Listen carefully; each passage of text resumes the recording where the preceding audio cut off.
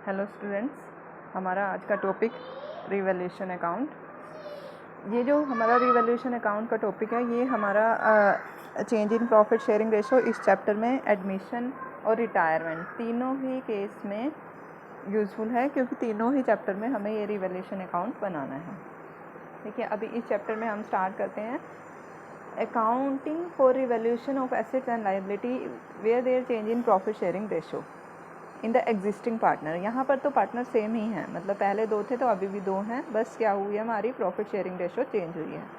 अब रीवैल्यूएशन का मतलब क्या होता है? देखो, रीवैल्यूएशन का मतलब होता है एसेट और लायबिलिटी की वैल्यू की रीअसेसमेंट करना। मतलब यदि उसकी वैल्यू में कुछ चेंज हुआ है तो उसको हमें यहाँ पर रिकॉर्ड करना है। अब एसेट और लायबिलिटी की वैल्यू में क्या चेंज होगा? देखिए, एसेट और लायबिलिटी की यदि हम वैल्यू देखें तो चेंज जो होगा एसेट्स लायबिलिटी, तो 2 चेंज पॉसिबल हो सकते हैं। या तो एसेट की वैल्यू इंक्रीज होगी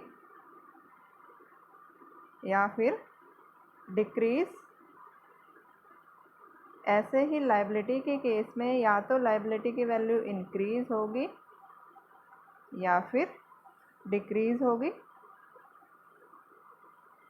अब हमें ये देखना है कि इनकी एसेट और लायबिलिटी की वैल्यू के इंक्रीज़ और डिक्रीज़ होने की वजह से हमें प्रॉफिट हो रहा है या फिर लॉस हो रहा है। तो यदि एसेट की वैल्यू इंक्रीज़ होती है तो इंक्रीज़ होने से हमें क्या हो रहा है? प्रॉफिट हो रहा है, जिसको हमने प्रॉफिट को प्लस से डिनोट कर लिया, हमें प्रॉफिट हो रहा है। और डिक्रीज़ होने से हमें लॉस हो रहा है, जिसको हमने माइनस से शो कर दिया। और लायबिलिटी के केस में ये अपोजिट हो जाएगा, मतलब लायबिलिटी के केस में लायबिलिटी इंक्रीज़ होगी तो हमें क्या होगा? हमें लॉस होगा। लॉस होगा मतलब माइनस होगा। और लायबिलिटी के डिक्रीज़ होने के केस में हमें प्रॉफिट होगा। लायबिलिटी मतलब किसी को हमें पैसा देना है और यदि वो डिक्रीज़ हुई है तो हमें अब वो पैसा नहीं देना है, मतलब कि हमें प्रॉफिट हो गया। तो इस तरह से ये ऐसे करके हम कर सकते हैं कि एसेट के इंक्रीज़ होने से और लायबिलिटी के डिक्रीज़ होने से हमें प्रॉफिट हो रहा है, और लायबिलिटी के इंक्रीज़ होने से और एसेट के डिक्रीज़ होने से हमें लॉस हो रहा है। अब इसी के इफ़ेक्ट को हमें अपने रिवैल्यूएशन अकाउंट में दिखाना है। अब रिवैल्यूएशन अकाउंट बच्चों हमें ध्यान रखना है, revaluation account is a nominal account. Nominal account जो होता है उसके रूल जो है, debit all the losses expenses and losses and credit all the income and gain, हमें ये इसको फॉलो किया जाएगा। Revaluation account, profit and loss adjustment account किसी भी नाम से पूछा जा सकता है। तो रिवैल्यूएशन अकाउंट जब हम बनाएंगे तो हमें ध्यान रखना है, 2 साइड होती है हमारी किसी भी अकाउंट की, डेबिट क्रेडिट।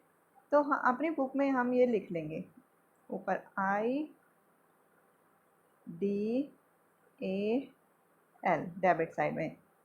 क्या मतलब है? Increase in asset and increase in asset and decrease in liability यहाँ पर रिकॉर्ड की जाएगी। और ऐसे यहाँ पर लिख लेंगे डायल, DIAL, मतलब decrease in asset and increase in liability. अब यहाँ पर इंक्रीज इन एसेट है, क्यों increase in asset? Increase in assets, ओ गलत हो गई, तो इंक्रीज इन, सॉरी ये उल्टा हो गया। डिक्रीज इन एसेट्स डायल यहाँ पर आएगा, decrease in asset and liability, क्योंकि डिक्रीज इन एसेट और इंक्रीज इन लायबिलिटी के कारण हमें लॉस हो रहा है और लॉस को हमें डेबिट में डालना है। और आइडियल यहाँ पर आएगा, increase in asset and decrease in liability, इससे हमें प्रॉफिट होगा। तो डिक्रीज इन एसेट हो रहा है, एसेट की वैल्यू कम हो रही है तो हमें लॉस हो रहा है। तो जो भी एसेट है उसका नाम हम यहाँ पर शो कर देंगे टू एसेट करके। जैसे स्टॉक में की वैल्यू कम हुई है, प्लांट एंड मशीनरी की वैल्यू कम हुई, बिल्डिंग की वैल्यू कम हुई है, तो हम इसको एसेट साइड में उसके नाम से लिख देंगे। ऐसे ही यहाँ पर यदि उसकी वैल्यू इंक्रीज़ हुई है तो हम उसकी वैल्यू इंक्रीज़ के नाम से लिख देंगे एसेट। यहाँ पर डिक्रीज़ है और यहाँ पर इंक्रीज़ है। ऐसे लायबिलिटी यदि इंक्रीज़ हुई है तो उस लायबिलिटी को यहाँ पर हम लिख देंगे, और यदि लायबिलिटी डिक्रीज़ हुई है तो हमें प्रॉफिट होगा। उसकी वैल्यू हम जितनी इंक्रीज़ और डिक्रीज़ हुई है उसे हमें यहाँ पर लिखना है। इसके अलावा और क्या चीज़ होती है? यहाँ पर एक चीज़ आती है unrecorded unrecorded liability. Unrecorded liability कोई लाइबिलिटी थी जो अनरिकॉर्डेड थी, बस अब हमें पता चल गई है। अब पता चल गई तो मतलब एक तरह से इंक्रीज़ हो गई है। या फिर लाइबिलिटी की, अनरिकॉर्डेड लाइबिलिटी की पेमेंट, उसको हम कैश या बैंक के नाम से दिखाएंगे, या फिर पार्टनर्स कैपिटल अकाउंट भी लिख सकते हैं। ऐसे ही यहाँ पर क्या आ जाएगा हमारा अनरिकॉर्डेड एसेट्स, अनरिकॉर्डेड एसेट्स आ जाएगी यहाँ पर, या फिर कैश और बैंक हो सकता है। अब इसके बाद हम क्या करते हैं, बैलेंस निकालते हैं। जैसे अकाउंट का बैलेंस निकालते हैं, डेबिट का टोटल करें, क्रेडिट का टोटल करेंगे, जो ज़्यादा है उसका बैलेंस निकाल कर लिख देंगे। यदि क्रेडिट साइड का टोटल ज़्यादा है तो बैलेंस डेबिट साइड लिखना है, और इसे हम डिवाइड कर देंगे to old partner old ratio में। ओल्ड पार्टनर ओल्ड रेशो में हम इस प्रॉफिट को डिवाइड कर देंगे। ऐसे ही लॉस के केस में होगा। हम यहाँ पर ये देख सकते हैं स्लाइड पे, देखिए यहाँ पर ये रिवैल्यूएशन अकाउंट बनाया हुआ है, profit and loss adjustment account भी ब्रैकेट में लिखा हुआ है। To asset decrease in the value of asset, to liability increase in the value of asset liability, unrecorded liability जो मैंने अभी परफॉर्मा बनाया। अब इसके थ्रू हम जो है अपनी जनरल एंट्री भी पूछी जा सकती है, तो जनरल एंट्री भी बना सकते हैं। या फिर जनरल एंट्री से यदि हम देखें कि यदि एसेट की वैल्यू इंक्रीज़ हो रही है, एसेट का बैलेंस होता है डेबिट, तो एसेट इंक्रीज़ हो गई, डेबिट हुआ है, सेम अमाउंट में इंक्रीज़ करने के लिए asset account debit to revaluation. Revaluation यदि प्रॉफिट हुआ है तो रिवैल्यूएशन क्रेडिट हो जाएगा, तो एसेट टू रिवैल्यूएशन, इस तरह से इसकी हमने पोस्टिंग कर दी है। अब ये था हमारा रिवैल्यूएशन का फॉर्मेट। अब रिवैल्यूएशन के बाद हम क्या करते हैं, कुछ एग्जांपल लेके हम इसको देखेंगे। जो हमारी journal entry, different journal entry हमारी पूछी जा सकती है, इस केस में हम उसको डिस्कस करेंगे। देखिए यहाँ पर एक बैलेंस शीट दी हुई है जिसमें sundry creditor, provident fund, employ provident fund, outstanding expenses, furniture, building stock, patent, plant and machinery, investment, कुछ वैल्यू दी हुई है, एसेट लायबिलिटी। उसी के बेस पर ये सारी कुछ एडजस्टमेंट जो है आपको 26 एडजस्टमेंट दिखेंगी जेड तक, ए से जेड तक, वो सभी हमें करनी है, इफेक्ट देखना है इसका। अब हम वन बाय वन करेंगे। देखिए furniture is reduce by 10%, furniture reduce हो गया। इफेक्ट को देखते हैं। फर्नीचर जो है वो 40,000 दिया हुआ है, furniture is reduce by 10%, by 10%। अब यदि हम इसको देखें, फर्नीचर रिड्यूस बाय 10%, 50,000 का बैलेंस शीट में फर्नीचर दिया हुआ है, furniture is given 50,000, reduce by 10%। 10% कितना हो जाएगा, पहले हमने अमाउंट निकाल लिया 5,000 रुपये। अब ये हुआ है रिड्यूस, रिड्यूस का मतलब एसिड, फर्नीचर एसिड है, रिड्यूस हो गई, रिड्यूस हो गई तो कम हो गई, कम हो गई मतलब कि लॉस हो गया। लॉस किस में दिखाना है, डेबिट साइड में। तो हम क्या करेंगे, जो हमारी रिवैल्यूएशन अकाउंट बनाएंगे उसकी डेबिट साइड में क्या करेंगे, टू फर्नीचर 10,000 नहीं 5,000 जितनी वैल्यू आई है वो हम लिख देंगे। Furniture is reduce by 5,000। और बैलेंस शीट में क्या होगा, या जब हम बैलेंस शीट बनाएंगे तो बैलेंस शीट की जो न्यू फर्नीचर हम दिखाएंगे वो क्या होगा, 50,000 था, 5,000 कम हो गया, तो अब हमारे पास कितना रह गया, 45,000 हमारा फर्नीचर रह गया। तो इस तरह से हमें एडजस्टमेंट, ये फर्स्ट एडजस्टमेंट हम करनी है। अब इसका यदि आंसर हम देखना चाहें तो ये देखिए, फर्नीचर इज़ टू फर्नीचर, मैंने 50,000 ले लिया था, इधर 40,000 है, 4।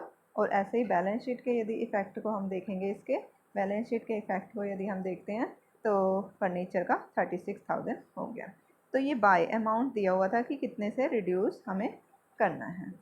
ऐसे ही सेकंड दिया हुआ है, building is appreciated by 20%। Appreciated का मतलब होता है बढ़ना, बाय 20%। बिल्डिंग का अमाउंट कितना दिया हुआ है, 5 लाख, 20% से बढ़ गई है, 5 लाख अमाउंट दिया हुआ है, 5 लाख अमाउंट है। Increased by, appreciate by increase by 20%, तो 5 लाख का 20% हो गया 1 लाख। टोटल हमारी बिल्डिंग अब कितने की हो गई, 6 लाख की हो गई। रिवैल्यूएशन में क्या दिखाएंगे हम, जितनी अमाउंट बढ़ी है, एसेट इंक्रीज़ हुई है, एसेट इंक्रीज़ होने से प्रॉफिट हुआ है, प्रॉफिट होना है तो क्रेडिट साइड आ जाएगा। क्या लिख देंगे हम, बाय बिल्डिंग 10,000। और जब बैलेंस शीट बनाएंगे, बैलेंस शीट में कितना आएगा, बैलेंस शीट की एसेट साइड में 5 लाख था, 1 लाख बढ़ गई, बिल्डिंग हमारी आ जाएगी 6 लाख। क्लियर। तो जो अमाउंट इंक्रीज या डिक्रीज हो रहा है प्रॉफिट और लॉस को हम देखते हुए ये 1 बाय 1 कर लेंगे। ऐसे ही अगली क्या दे, furniture is brought up to 50,000। Up to का मतलब होता है 50,000 तक लेके आना है। 50,000 तक लाना है तो 40,000 था, 50 तक लाना है तो 10,000 और बढ़ाएंगे तो हमारा हो जाएगा टू फर्नीचर 10,000 और बैलेंस शीट में हम 50 दिखा देंगे। ऐसे ही अप्रिशिएटेड टू, तो बाय है तो अमाउंट हमें जो इंक्रीज डिक्रीज का निकालना है वो लिखना है, और टू है तो हमें कंपैरिजन करके यहाँ पर लिखना है। अब नेक्स्ट क्या है, stock is over valued bye 4,000। अब ओवर वैल्यू अंडर वैल्यू को हमें ध्यान से देखना है। ओवर वैल्यूड का मतलब है ज़्यादा दिखाई हुई है, ज़्यादा दिखाई हुई है तो उसे ठीक करने के लिए हमें कम करना पड़ेगा। कम करना है तो लॉस होगा, तो 4,000 का लॉस हो जाएगा। और अंडर वैल्यूड का मतलब कम दिखाई हुई है, ज़्यादा दिखानी है तो हमें क्या करना है, उसको ज़्यादा दिखाने के लिए प्रॉफिट हो जाएगा। तो बाय स्टॉक यहाँ पर प्रॉफिट हो गया। Stock is under valued bye 20%, 20% से कम दिखाया हुआ है। 20% से कम दिखाने का मतलब ये जो दिखाया हुआ है 80,000 वो क्या दिखाया हुआ है, 80,000 80% के इक्वल है। तो यदि हम 20% से और दिखाते तो ये क्या हो जाता इसका, तो हम इसकी वैल्यू कैलकुलेट करेंगे। 80% दिखाया हुआ है, 80% इज इक्वल टू 80,000। ठीक है, मतलब हमें निकालना है 100%। तो 81 80 इंटू 100, तो ये क्या हो जाता, 20% से कम दिखाया हुआ है। 100 80 20, जो हमें निकालना है, हमें क्या निकालना है, 100% निकालना है। और ये हमारा दिया हुआ है 80 के इक्विवेलेंट। तो जो हमें निकालना है उसको हम ऊपर रखेंगे, तो जो दो चीज़ दी हुई है उसको हम निकाल लेंगे।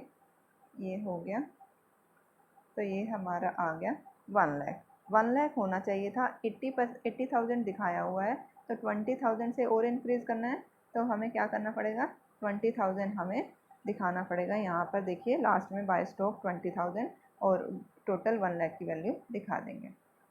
ऐसे नेक्स्ट क्या दिया है, 5% provision reserve is created on sundry creditor for discount. Provision और reserve is created on sundry creditor. Sundry creditor के लिए प्रोविज़न बनाया है, लाइबिलिटी मतलब इंक्रीज़ हो गई है तो हमें क्या हो रहा है, लॉस हो रहा है। लॉस हो रहा है तो हमें डेबिट साइड में दिखाना है, टू प्रोविज़न फॉर क्रेडिटर करके दिखा देंगे और बैलेंस शीट में उसको लाइबिलिटी साइड में शो कर देंगे। ऐसे ही creditor of 2,000 is not likely to claim नहीं होंगे, मीन्स क्रेडिटर अब नहीं पे करने हैं, नहीं पे करने हैं। प्रॉफिट हो गया, प्रॉफिट हो गया तो हमें क्रेडिट साइड में शो करना है। जैसे हम अगली स्लाइड में अपने दे सकते हैं, क्रेडिट साइड में यहाँ पर 2,000 यहाँ पर इन्होंने दिखा दिया है। ऐसे ही sundry creditor are valued 1,10,000। One bill for good purchase have been omitted from the book. 1,10,000 का था जो कि बुक में से देना रह गया था, अब हमें देना पड़ेगा। तो हमारे लिए ये क्या हो गया, जो वो हमारे लिए क्या हो जाएगा, लॉस हो जाएगा। और बैलेंस शीट में 1,10,000 के सन्ड्री क्रेडिटर हम दिखा देंगे। और क्या होगा, ये क्यू वाला हम आंसर देखें यदि, क्या कहते हैं कि sundry creditor are valued at 110, 1,10,000 पे वैल्यू किए हैं। और 1 bill for good purchase have been omitted, 1 lakh है, 1,10 पर करे हैं तो 10,000 के रह रहे थे तो 10,000 हम और दिखा देंगे यहाँ पर। ये देखिए क्यू वाला टू क्रेडिटर लिखा हुआ है 10,000। तो ऐसे ही करके हमें ये सारी जर्नल एंट्री का इफेक्ट देखना है। फर्स्ट वी विल जज the effect whether there is profit और लॉस। प्रॉफिट है क्रेडिट साइड लिख देंगे, लॉस है तो डेबिट साइड लिख देंगे। इस तरह से ये सारी जर्नल एंट्री हमें दिखानी है। जो इंक्रीज़ और डिक्रीज़ वैल्यू है वो लाइबिलिटी साइड, वो हमें रिवैल्यूएशन में लिखनी है। और जो टोटल वैल्यू जितनी हो गई है बढ़ाने और कम होने के बाद हमें वो बैलेंस शीट में शो करनी है। इस तरह से हम इस क्वेश्चन को करेंगे। इसके बाद हम फुल फ्लैश क्वेश्चन करेंगे। Thank you.